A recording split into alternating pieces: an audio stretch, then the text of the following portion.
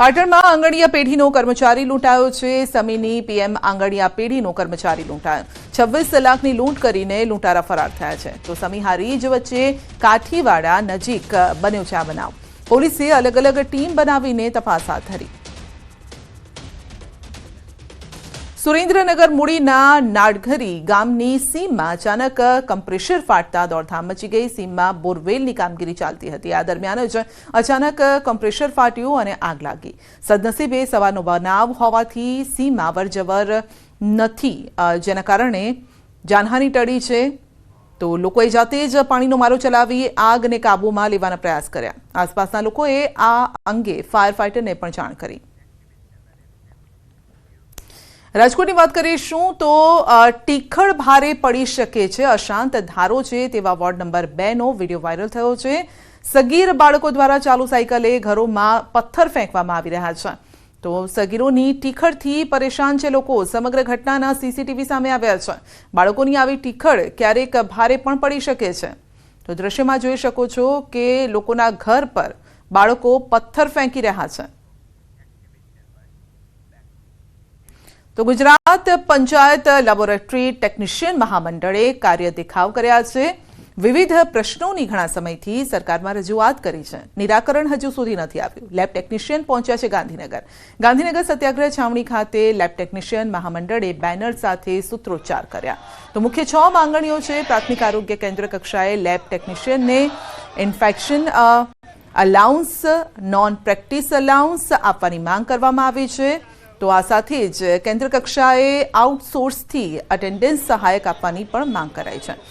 ઉચ્ચતર પગાર ધોરણમાં વિસંગતતાઓ દૂર કરવાની માંગ કરી છે। કોવિડ-19 રોગચાળામાં કરેલ કામગીરી, પગાર બાબતનો ઠરાવનો લાભ આપવાની પણ માંગ થઈ છે। લેબોરેટરી ટેકનિશિયનને મેલેરિયા સુપરવાઇઝર અને મેલેરિયા ટેકનિશિયનની ખાલી પડેલી જગ્યા પર શૂન્ય બજેટમાં કામગીરીમાં ફેરફાર કરવાની માંગણી સાથે ધરણા કર્યા છે। તો સરકાર મહામંડળની માંગ જો નહીં સંતોષે તો આગામી સમયમાં ઉગ્ર આંદોલન કરવાની ચીમકી ઉચ્ચારી છે। 25/6/1992 જે ઠરાવથી પ્રાથમિક આરોગ્ય કેન્દ્ર, સામૂહિક આરોગ્ય કેન્દ્ર કે સિવિલ હોસ્પિટલ ખાતે કામ કરતા લેબોરેટરી ટેકનિશિયનના જે પગાર ધોરણમાં જે વિસંગતતા ઉદ્ભવેલી હતી, તો એ 25/6/1992 જે ઠરાવ છે તેની અમલવારી અમે તમામ સમસ્ત લેબોરેટરી ટેકનિશિયનો માટે કરવા માટેની અમારી મૂળ માગણી છે। ભારતની જીત પર ધારાસભ્ય રીવાબા જાડેજાએ ટીમ ઇન્ડિયાને અભિનંદન પાઠવ્યા। 12 વર્ષ બાદ ઐતિહાસિક જીતને અભિનંદન પાઠવતા તમામને જીતનો શ્રેય આપ્યો, જ્યારે કે રવિન્દ્રસિંહ જાડેજાના સંન્યાસની બાબતને અફવા ગણાવી છે। કહ્યું છે કે એમની ઇન્સ્ટાગ્રામ સ્ટોરી જોઈ લો। 12 વર્ષ પછી જે ઐતિહાસિક જીત આપણને ચેમ્પિયન્સ ટ્રોફીના ફાઇનલમાં મળી છે, એ બદલ હું ખૂબ ખૂબ અભિનંદન પાઠવું છું 140 કરોડ દેશની જનતાને, ક્રિકેટ લવર્સને અને ટીમ ઇન્ડિયાને। અને ખૂબ સરસ રીતે આપણે થ્રુ આઉટ ધ ટુર્નામેન્ટ રમ્યા અને દેન ફાઇનલમાં જે રીતનું પ્રદર્શન, ટીમ કોમ્બિનેશન અને દરેક ઇન્ડિવિજ્યુઅલ પ્લેયર્સે કરેલું, તો આ જીતનો શ્રેય એ તમામને જાય છે, એટલે ખૂબ ખૂબ અભિનંદન। 14 મહિલા CISF અધિકારીઓ સહિત 125 જવાનોનો કાફલો દેવભૂમિ દ્વારકા પહોંચ્યો। સમુદ્રીય તટની સુરક્ષા માટે નીકળેલી CISF જવાનોની સાયકલ રેલી દ્વારકા દરિયાકાંઠે પહોંચી। જવાનોની સાયકલ રેલી કચ્છ લખપતથી શરૂ થઈ હતી અને કુલ 6553 કિલોમીટરની સાયકલ રેલી કન્યાકુમારી ખાતે પૂર્ણ થશે। આ રેલી પૂર્વ અને પશ્ચિમ બે તરફના રાજ્યોમાંથી શરૂ થઈ છે અને જવાનો તમામ સમુદ્ર તટ વિસ્તારની 25 દિવસમાં જ साइकिल द्वारा मुलाकात लेशे। इस रैली का मकसद है कोस्टल जनसंख्या जो है, तटीय क्षेत्र में रहने वाली जनसंख्या है, उसमें सुरक्षा के प्रति अवेयरनेस को लेके आना। इस रैली का मोटिव है सुरक्षित तट समृद्ध भारत। क्या क्या सुरक्षा के चैलेंजेस एक तटीय क्षेत्र में हो सकते हैं, इसके बारे में उनको अवगत कराना और किस तरीके के चैलेंजेस से वो ओवरकम कर सकते हैं ताकि हमारा देश जो है सुरक्षित रहे और समृद्ध बन सके। વાપી મહાનગરપાલિકામાં આસપાસના 11 ગામોનો સમાવેશ કરવામાં આવ્યો છે। તેમાંથી નામધા લોકોએ વિરોધ કર્યો છે। વાંસાના ધારાસભ્ય અનંત પટેલની આગેવાનીમાં ગ્રામજનોએ મહાનગરપાલિકા ખાતે ધરણા કર્યા અને નામધા ગામનો મહાનગરપાલિકામાં સમાવેશ ન કરવાની માંગ કરી છે અને સતત ચોથી વખત અનંત પટેલની આગેવાનીમાં વાપી મનપા સામે વિરોધ પ્રદર્શન યોજ્યું। આગામી સમયમાં મહાનગરપાલિકા દ્વારા આજુબાજુના ગામના લોકો સાથે ચર્ચા નહીં કરવામાં આવે તો આંદોલન વધુ ઉગ્ર બનશે તેવી વાત કરી।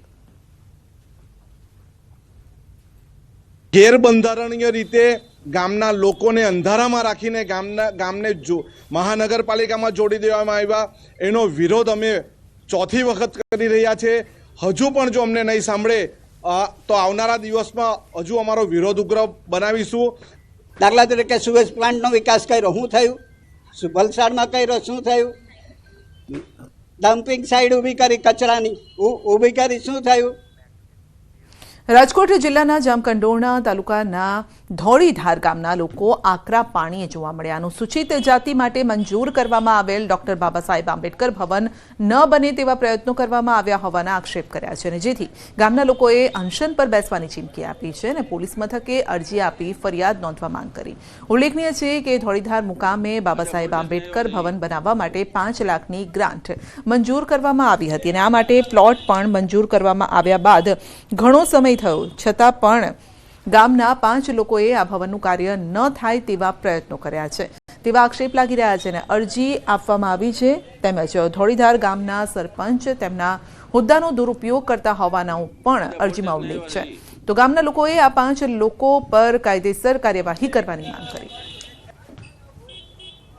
સ્વર્ગવાસી શ્રી વિઠ્ઠલભાઈ રાદડિયા જે અમને 7-8 નંબરનો પ્લોટ દઈને ગયા હતા તેની માથે 5 થી 6 જણા એવા કે જેને કબજો કરેલ છે, એની માથે રાધાકૃષ્ણનું મંદિર બનાવેલ છે, એના વિરુદ્ધ અમે આજ 6 મહિનાથી આ લડત કરી છીએ. પણ આ લડતમાં કોઈ પણ પ્રકારનો અમને કોઈ રિસ્પેક્ટ કે કોઈ જવાબ મળેલ નથી.